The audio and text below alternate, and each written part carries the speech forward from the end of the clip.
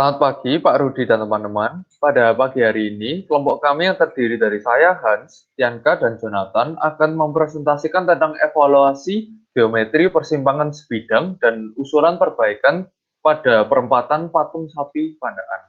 Pada presentasi ini, kami akan membahas tentang 4 topik, yaitu keterangan jalannya, kondisi terkini, usulan perbaikan geometri persimpangan sebidang dan tidak sebidang.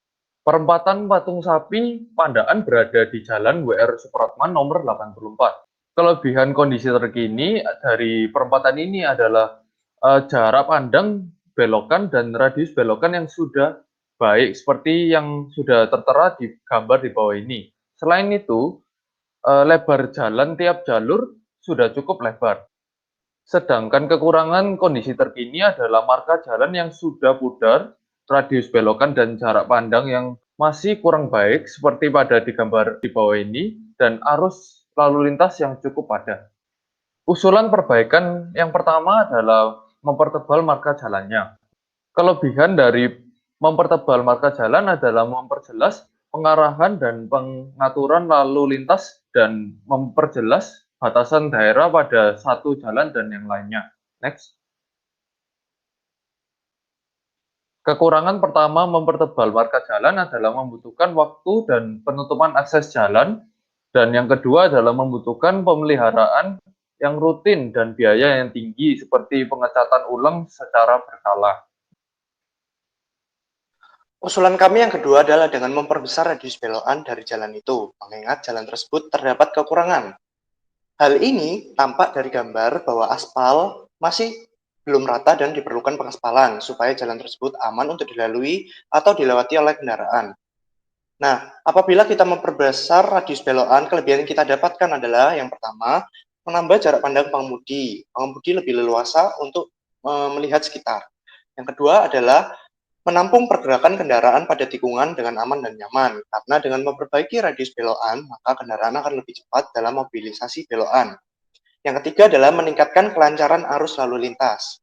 Nah, sedangkan kekurangannya adalah diantaranya membutuhkan lahan yang cukup luas, yang kedua adalah membutuhkan biaya tambahan dalam pelaksanaannya, yang ketiga adalah pembangunan menutup sebagian akses jalan.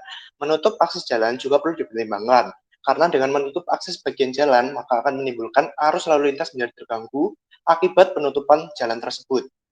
Nah, untuk usulan kami yang ketiga adalah dengan menata kembali tiang-tiang. Terlihat pada gambar tiang-tiang yang masih belum tertata dengan semestinya, yang mengganggu jarak pandang dari pengemudi itu sendiri, sehingga perlunya penataan ulang atau posisi dari tiang listrik dan tiang rambu. Nah, kelebihan menata kembali tiang adalah yang pertama menambah jarak pandang pengemudi. Yang kedua adalah menata arus lalu lintas menjadi lebih terkendali. Nah, kekurangannya diantaranya membutuhkan biaya tambahan dalam pelaksanaannya dan pembangunan menutup akses bagian jalan. Kemudian usulan perbaikan geometri jangka panjang kita ada 2 cara, yaitu pembangunan underpass atau overpass.